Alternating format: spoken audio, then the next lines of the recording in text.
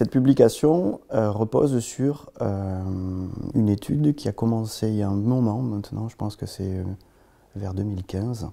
où on s'est rendu compte qu'il y avait des sites qui avaient été étudiés en paléoécologie et qui étaient largement sous-exploités,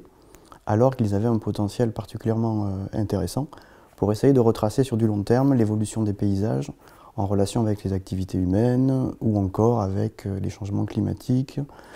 et notamment les changements de paysage induits aussi par la disponibilité en matière organique. On s'est rendu compte que ces sites-là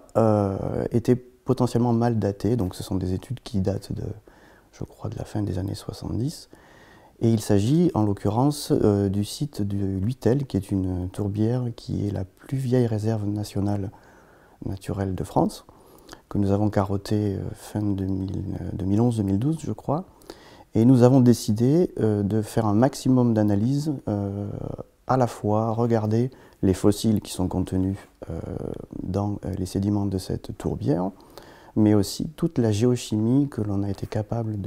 de mesurer. Et bien évidemment, le tout dans un contrôle chronologique suffisant, puisque, pour résumer, nous avons des couches qui s'empilent au fil du temps dans ces tourbières ou dans ces anciens lacs.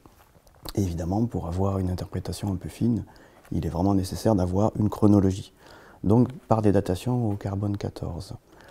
À la suite donc, du carottage, donc, on prélève à travers les différentes couches sédimentaires qui se succèdent. Nous avons donc construit une stratégie d'échantillonnage. Donc nous avons regardé les pollens fossiles, les insectes fossiles qui ne sont pas présentés dans l'article,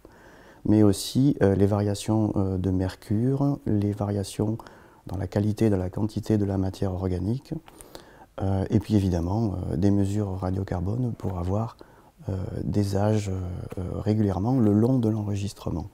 Donc l'enregistrement couvre grosso modo 15 000 ans sur environ 15 mètres de sédiments. Et donc ce site, il est contemporain de la déglaciation dans les Alpes.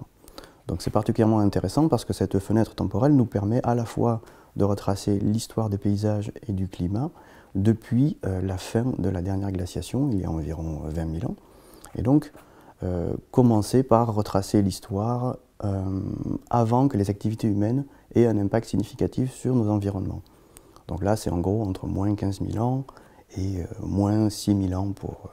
pour faire simple. Puis ensuite, à partir de ces 6 000 ans, et puis plus on va aller vers le récent, on va avoir des activités humaines qui vont être de plus en plus importantes et dont l'impact à la fois sur les paysages, mais aussi sur la nature de la matière organique qui va s'accumuler, eh bien, ces éléments vont être de plus en plus visibles. Donc l'article essaie de croiser tout ça, et on s'est rendu compte que par rapport à l'objectif initial de retracer notamment les fluctuations du climat, on s'est rendu compte que c'est principalement la qualité de la matière organique qui va conditionner la qualité de l'enregistrement des éléments géochimiques. Par exemple, le mercure, qui est réputé pour être un proxy, donc une donnée qui permet d'inférer du climat,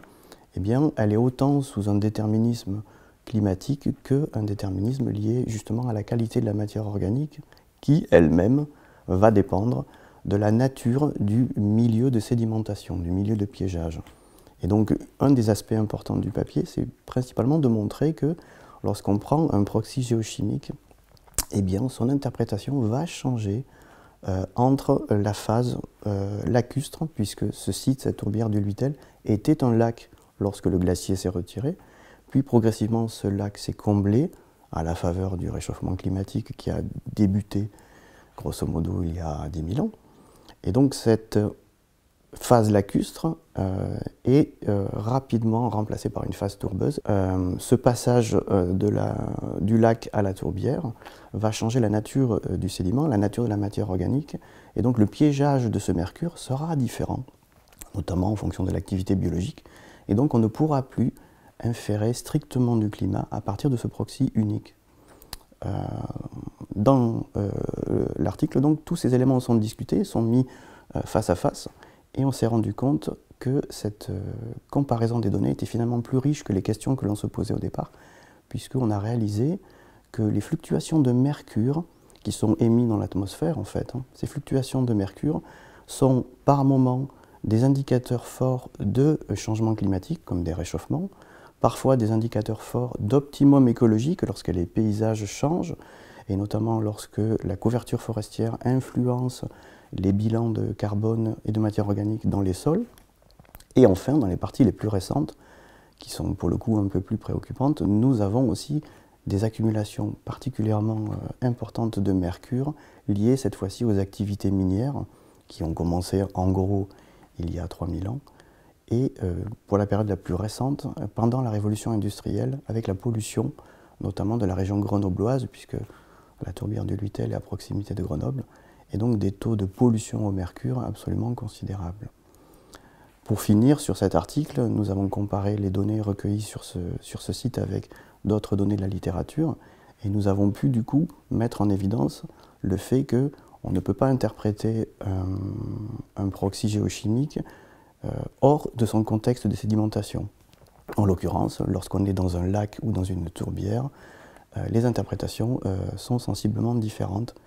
Et la prochaine étape, le prochain article que nous aimerions écrire,